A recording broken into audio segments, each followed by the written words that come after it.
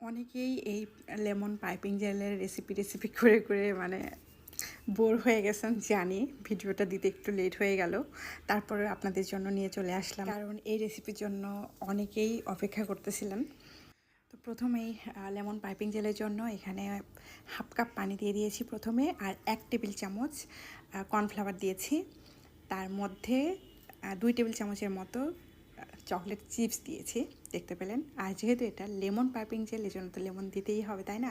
এখানে হাফ চা চামচের মতো লেমন জুস দিয়ে দিলাম। আপনারা চাইলে লেমন ইমালশানও দিতে পারতেন।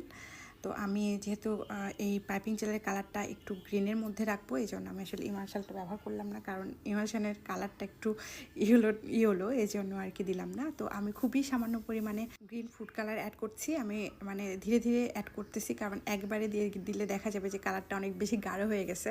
আমি হালকা কালার চাচ্ছিলাম, এই জন্য একটু একটু করে অ্যাড করছিলাম।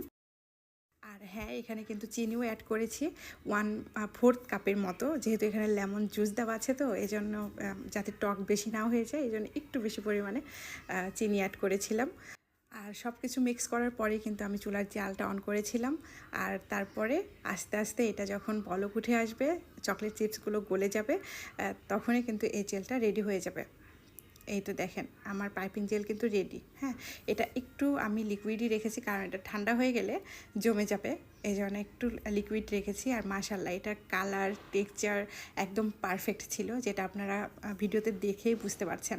এই যে দেখেন, আমি যদি একবারে গ্রিন কালার ঢেলে দিয়ে দিতাম, এত সুন্দর আইসুদিং কালার কিন্তু আমি পেতাম না। আর এটা ঠান্ডা হয়ে যাওয়ার পরে যখন আমি কেকের মধ্যে ইউজ করব, তখন একদম অনেক বেশি সুন্দর, নাকি পাতলা নাকি গাঢ় কিছুই না, জাস্ট এটার টেক্সচার একদম অসাধারণ ছিল। আর এই রেসিপি ফলো করে আপনারাও বানালে এইরকম সুদিং একটা লেমন পাইপিং জেল পেয়ে যাবেন।